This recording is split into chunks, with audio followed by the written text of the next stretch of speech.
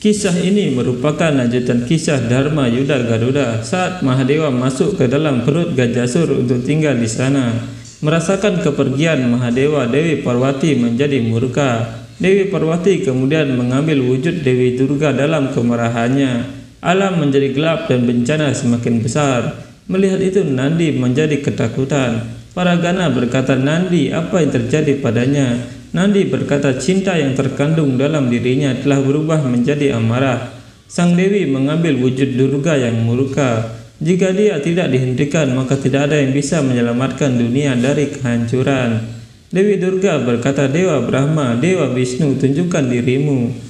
Dewa Brahma berkata, "Ketika Dewi murka, lalu siapa yang akan melindungi dunia?"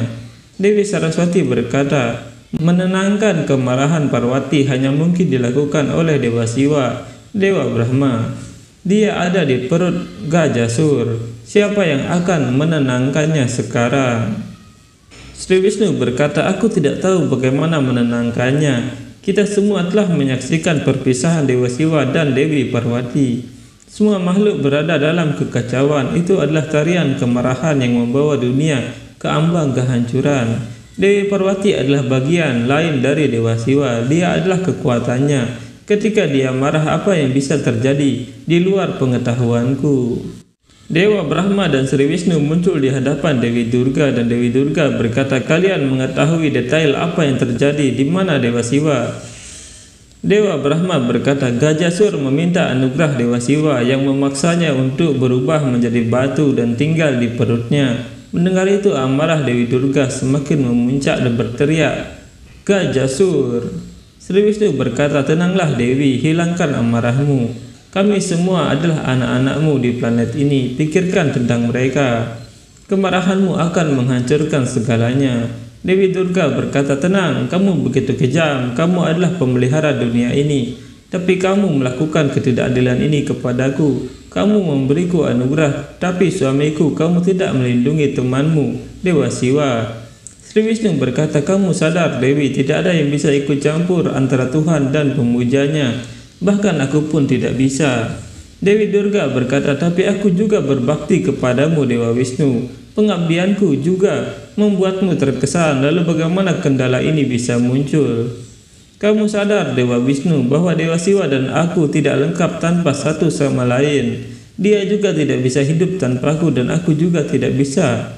Kamu telah membuat kesalahan ini, Dewa Wisnu. Sekarang kamu harus memperbaikinya. Kamu harus membawa kembali Dewa Siwa."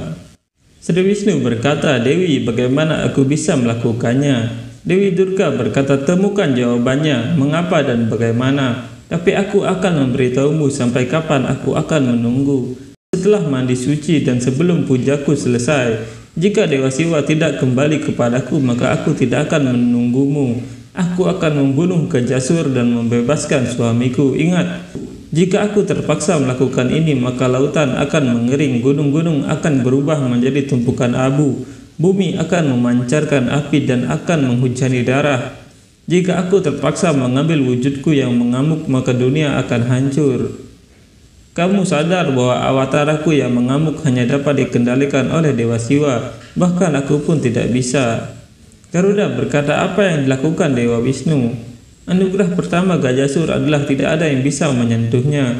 Lalu bagaimana cara Dewa Wisnu membebaskan Dewa Siwa?" Resi Nara berkata, "Bagi Dewa Wisnu, Gajasur bukan satu-satunya masalah. Saudaranya Gajah Muka juga merupakan masalah yang disadari oleh kegelapan yang tumbuh dalam meditasi. Saudaranya telah berakhir. Sekarang untuk menggunakan kekuatannya, dia bebas."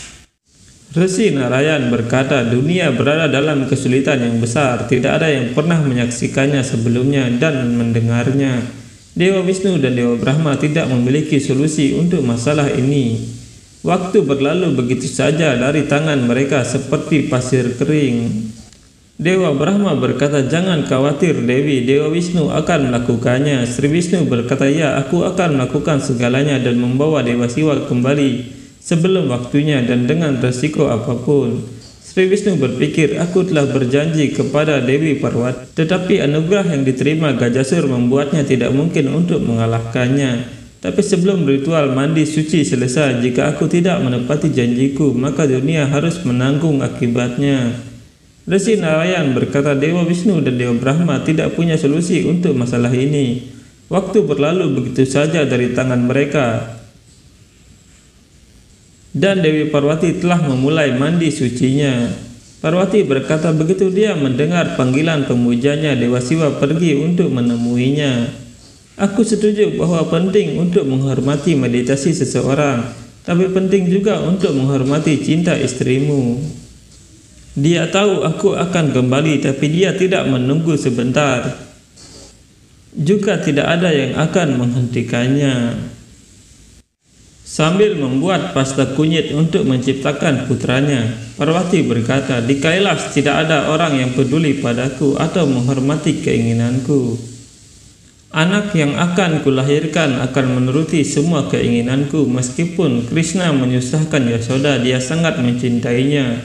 Demikian pula putraku akan sangat mencintaiku. Dia akan melawan semua orang untukku. Saat dimarahi dia akan meminta maaf juga. Jika dia nakal, maka aku akan mengikatnya ke batang kayu dan menghukumnya. Tidak, aku tidak bisa melakukan ini. Aku tidak bisa menghukumnya dengan sangat buruk. Ketika Krishna mencuri mentega, Yasoda memarahinya. Tapi aku akan membuat makanan lezat dan memberi makan anakku.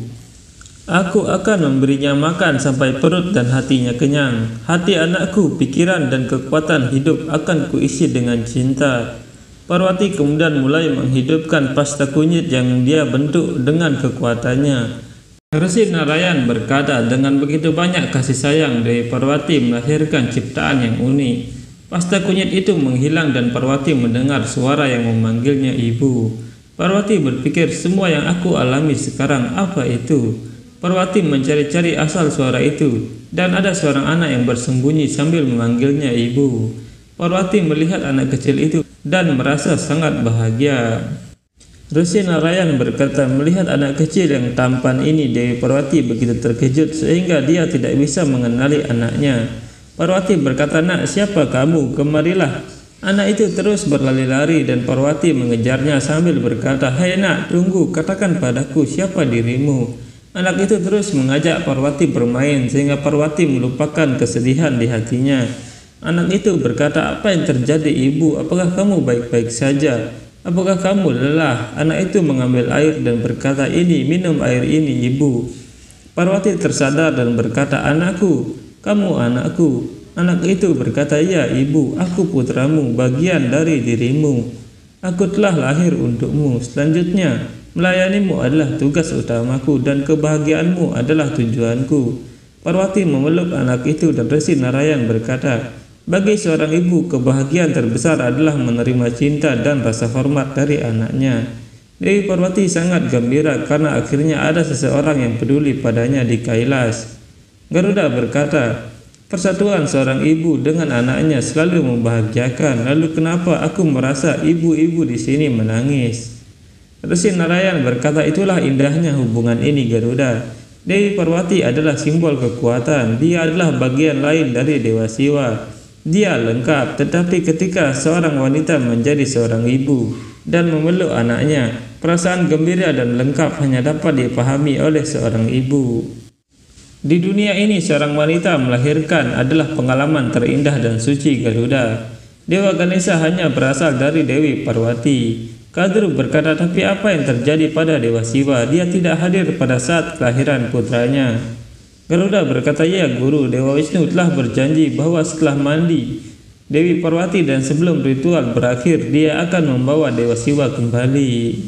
Lalu bagaimana dia tidak memenuhi janjinya? Sri Wisnu berpikir Garuda mengajukan pertanyaan yang tepat. Keingintahuannya dan jawabannya akan mengajarkan Garuda sesuatu yang akan bermanfaat di masa depan. Kehidupan Dewa Ganesha membimbing semua orang. Informasi ini akan memandu Garuda menjadi kendaraanku. Resi Nara berkata, bersama dengan Dewa Wisnu, Dewa Brahma, Dewa Indra, Nandi, Sringgi dan pemuja Siwa lainnya, mereka semua berada dalam dilema untuk menyelesaikan konflik tuannya, Sri Wisnu. Resi Narada sampai di sana. Resi Narada berkata, dengan membuat Dewa Siwa bersemayam di perutnya, Gajasur merasa dia telah menjadi abadi Prabu. Dia telah menyatakan untuk menguasai 3 dunia. Hari ini adalah upacara penobatannya, di mana dia telah mengundang bidadari dari Swargaloka dan makhluk surgawi untuk bernyanyi. Jika Dewa Indra tidak menerima undangan ini, dia akan menganggap ini sebagai tantangan dan menyerang Swargaloka besok.